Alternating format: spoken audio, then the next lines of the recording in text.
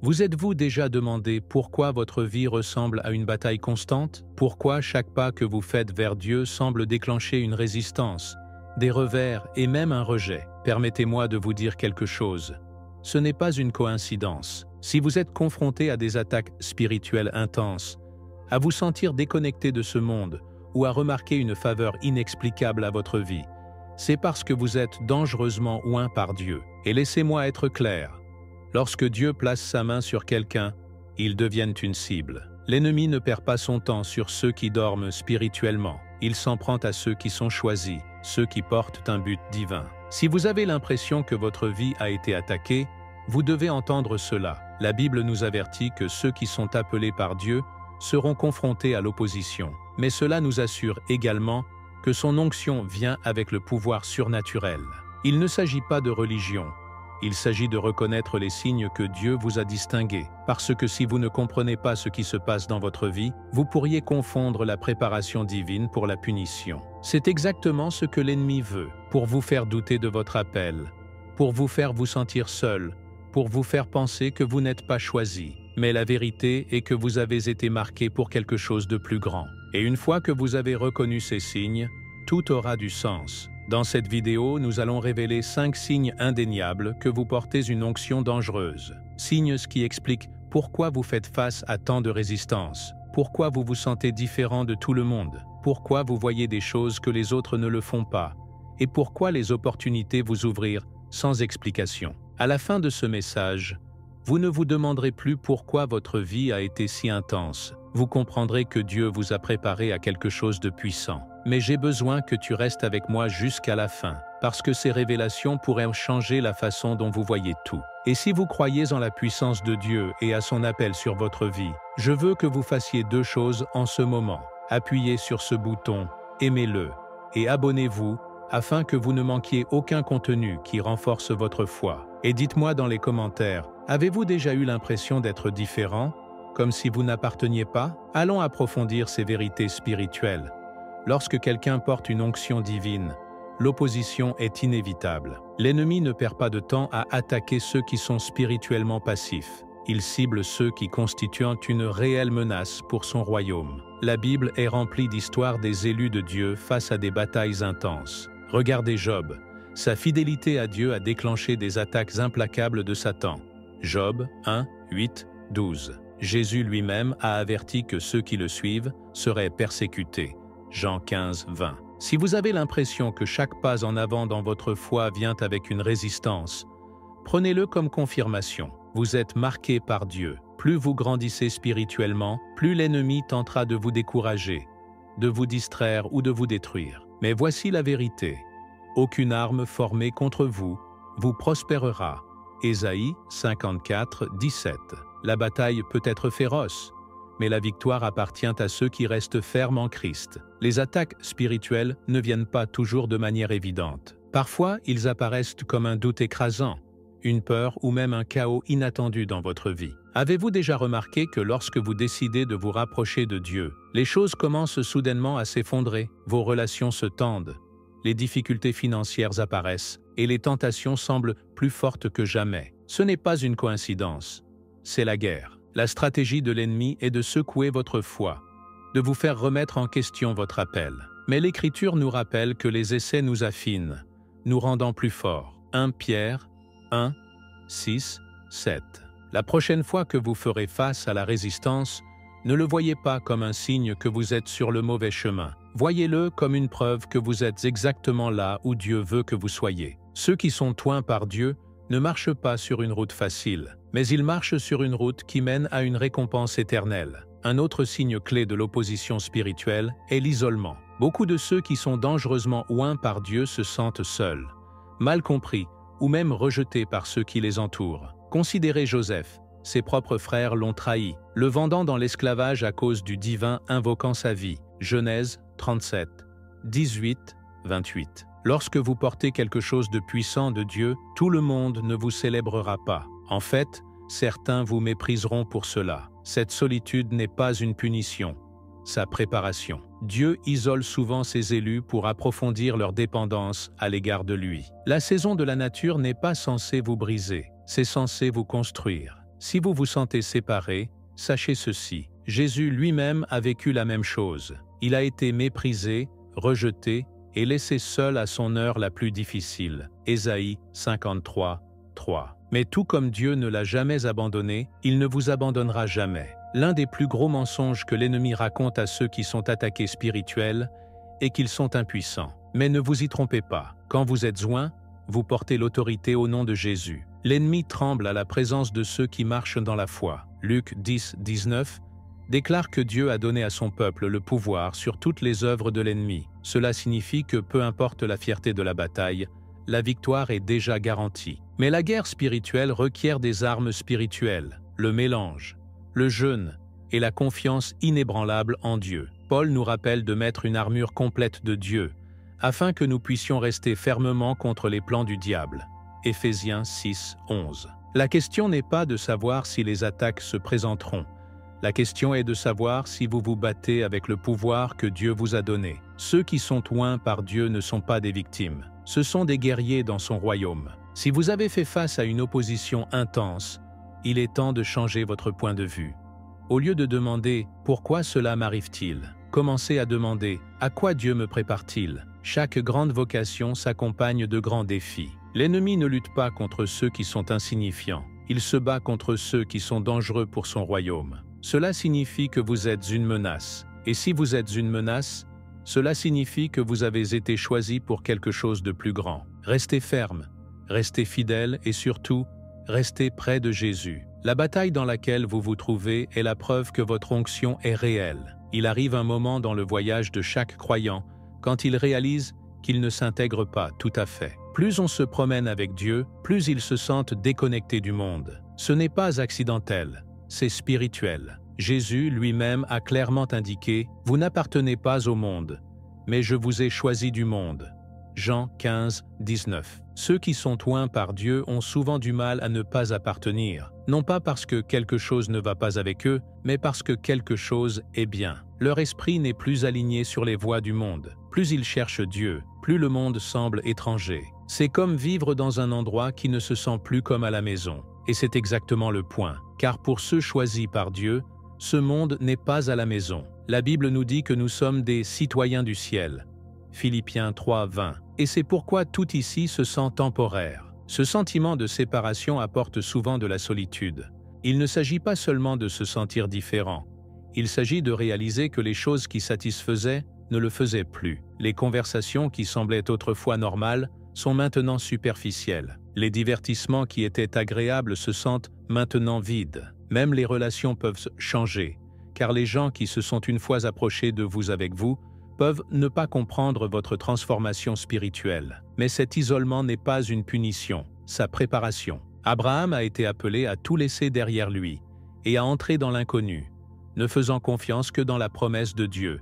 Genèse 12, 1. De même, ceux qui sont oints sont souvent appelés dans des saisons de solitude, afin que leur dépendance soit pleinement placée à Dieu. Si vous avez l'impression que vous n'apparteniez pas, c'est parce que vous n'étiez jamais censé le faire. Vous étiez mis à part pour quelque chose de plus élevé. Le monde n'embrassera jamais pleinement ceux qui portent l'onction de Dieu. En fait, cela les rejetera. Jésus a averti, « S'ils m'ont persécuté, ils vous persécuteront aussi. » Jean 15, 20. La société glorifie ce qui est temporaire, le succès, le plaisir, tandis que ceux choisis par Dieu sont attirés par ce qui est éternel. Cette différence crée une friction. La façon dont vous pensez, la façon dont vous parlez, la façon dont vous vivez, elle se démarque. Et bien que cela puisse être mal à l'aise parfois, c'est en fait la confirmation que vous marchez dans votre vocation divine.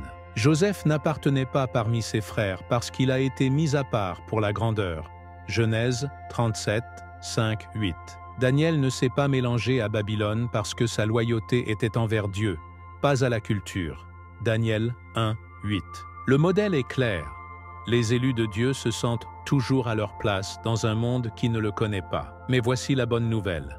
Ce sentiment de ne pas appartenir est la preuve que vous êtes spirituellement éveillé. Cela signifie que votre cœur est sensible à la présence de Dieu. Au lieu de le voir comme un fardeau, adoptez-le comme une bénédiction. Ce monde est temporaire, mais le royaume de Dieu est éternel. Ceux qui se sentent déconnectés du monde sont en fait plus connectés au ciel. Jésus a prié, « Ils ne sont pas du monde, même si je n'en suis pas. » Jean 17, 16. Si Jésus lui-même n'appartenait pas ici, alors pourquoi ses disciples devraient-ils?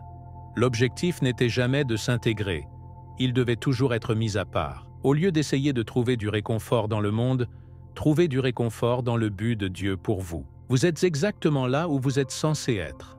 Donc, si vous vous êtes déjà senti comme un étranger, si vous vous êtes déjà demandé pourquoi vous ne vous connectez pas au monde comme vous le faisiez, prenez cœur. Dieu vous a marqué. Vous n'étiez jamais censé vous conformer, vous deviez vous transformer. Chaque grand homme et femme de foi a ressenti cette même tension, mais l'inconfort de ne pas appartenir n'est rien comparé à la gloire qui vient. Romains 8, 18 nous rappelle que nos souffrances actuelles ne valent pas la peine de comparer avec la gloire qui sera révélée en nous. Tenir cette promesse. Le fait que vous vous sentez différent signifie que vous êtes choisi, et ceux qui sont choisis sont destinés à quelque chose de plus grand. L'un des signes les plus clairs que quelqu'un est oint par Dieu est une conscience croissante des réalités spirituelles. Plus une personne marche avec Dieu, plus son discernement spirituel s'acquiert. Il ne s'agit pas de sagesse ou d'intuition humaine. C'est une capacité surnaturelle donnée par le Saint-Esprit. La Bible dit « L'homme naturel ne reçoit pas les choses de l'Esprit de Dieu, car ils sont une folie envers lui. Il ne peut pas non plus les connaître, car ils sont discernés spirituellement. » 1 Corinthiens 2, 14. Quand quelqu'un est spirituellement oint, il commence à voir au-delà de la surface. Les situations, les conversations et même les intentions des gens deviennent plus claires. Ils reconnaissent quand quelque chose est influencé par Dieu et quand il est influencé par l'ennemi. Ce n'est pas une paranoïa, c'est une conscience spirituelle. Plus quelqu'un se rapproche de Christ, plus il est difficile d'être trompé par les illusions du monde. Ce discernement ne se limite pas à détecter les attaques spirituelles, elle aide également à prendre de sages décisions. Beaucoup de gens ont du mal à connaître la volonté de Dieu, mais ceux qui sont spirituellement en phase commencent à sentir la direction divine. Proverbes 3, 5, 6 nous rappelle « Faites confiance au Seigneur de tout votre cœur et ne vous appuyez pas sur votre propre compréhension. Dans toutes vos manières, vous soumettez à lui, et il rendra vos chemins directs. » Le discernement permet à une personne de reconnaître quand une opportunité vient de Dieu ou simplement une distraction. Avez-vous déjà eu un moment où quelque chose semblait bon, mais au fond, vous vous êtes senti mal à l'aise? C'est le discernement spirituel au travail. Dieu oint ne suit pas seulement la logique, ils suivent les conseils de l'esprit. C'est pourquoi ils évitent souvent les pièges dans lesquels d'autres marchent directement. Un aspect clé du discernement est la capacité de reconnaître la tromperie. La Bible prévient que dans les derniers jours, la tromperie augmentera, même parmi les croyants. Matthieu 24, 24. Ceux qui sont vraiment oints ne seront pas facilement influencés par de faux enseignements, des promesses vides ou des tactiques manipulatrices. Ils voient au-delà des mots et regardent l'esprit derrière eux. Jésus l'a démontré lorsqu'il a rencontré des chefs religieux qui semblaient justes, mais qui étaient pleins d'hypocrisie. Il n'a pas jugé par apparence, il a discerné le cœur. Matthieu 23, 27, 28. Cette même capacité est donnée à ceux qui marchent en étroite collaboration avec Dieu. Ils développent un profond sentiment de ce qui s'aligne sur les Écritures et ce qui ne le fait pas. Lorsque les autres sont confus, ils ont de la clarté. Lorsque les autres sont égarés, ils restent fermes dans la vérité. Le discernement s'étend également aux relations. Ceux qui sont oints par Dieu constatent souvent que leur capacité à lire les véritables intentions des gens augmente. Avez-vous déjà senti que quelque chose n'allait pas à propos d'une personne avant même de montrer ses vraies couleurs? Ce n'est pas seulement l'intuition, c'est la perception spirituelle. La Bible dit « Par leurs fruits, vous les reconnaîtrez » Matthieu 7, 16. Les gens peuvent faire semblant un certain temps, mais leur vraie nature se révèle toujours. Les individus exigeants spirituellement ne jugent pas par des apparences. Ils observent les modèles. Ils reconnaissent quand quelqu'un cherche véritablement Dieu et quand quelqu'un porte un masque. Cela ne signifie pas qu'ils se méfient de tout le monde. Cela signifie qu'ils sont dirigés par la sagesse plutôt que par des émotions. Ils investissent dans des relations qui renforcent leur foi et se distançaient des influences qui les éloignent de Dieu. Si vous avez remarqué que votre discernement augmentait, comprenez que ce n'est pas par accident. C'est parce que vous êtes formé pour de plus grandes choses. Plus Dieu vous confie sa sagesse, plus vous devez l'utiliser correctement. Le discernement n'est pas destiné à rendre quelqu'un à quelqu'un. C'est censé les garder spirituellement alignés. C'est un cadeau qui doit être nourri par la prière, étudier la parole et rester sensible à la voix du Saint-Esprit. Jacques 1, 5 nous dit que si nous manquons de sagesse, nous devons demander à Dieu, qui donne généreusement. Ceux qui sont oints doivent continuellement demander ses conseils, sachant que le vrai discernement vient de lui seul. Plus vous restez proche de Dieu, plus votre vision devient claire. L'un des indicateurs les plus forts d'une onction divine est un fardeau inébranlable pour les âmes. Ceux qui sont appelés par Dieu ne voient pas seulement les gens. Ils voient les âmes éternelles qui ont besoin de salut. C'est un feu à l'intérieur, un poids qu'ils portent, qui ne les laissera pas rester indifférents. Ce n'est pas une sympathie humaine, c'est une compassion surnaturelle qui reflète le cœur de Jésus. La Bible nous dit que lorsque Jésus a vu la foule, il a été ému de compassion pour eux, car ils étaient harcelés et impuissants, comme des moutons sans berger. Matthieu 9, 36. Ce type de compassion n'est pas occasionnel.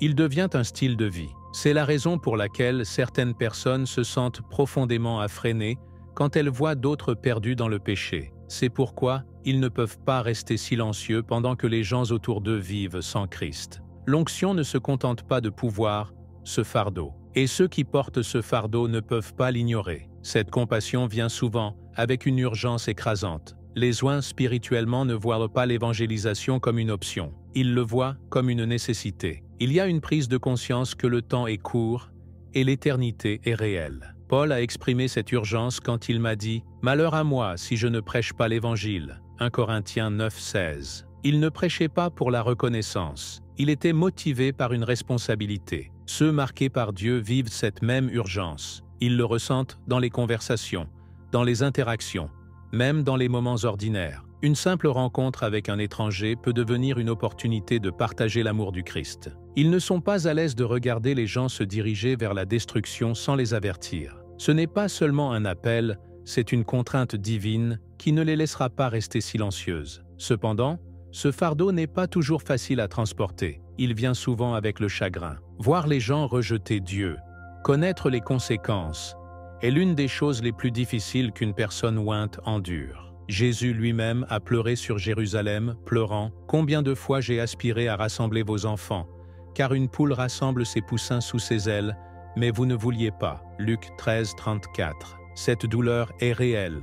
C'est le poids de l'intercession. Beaucoup de ceux qui sont oints se retrouvent dans un chagrin profond et inexplicable, non pas à cause des luttes personnelles, mais à cause de l'état spirituel des autres. Ils passent des nuits dans la prière pour les âmes perdues. Ils crient pour les gens qui ne savent même pas qu'ils ont besoin du salut. Ce n'est pas une faiblesse, c'est la maturité spirituelle.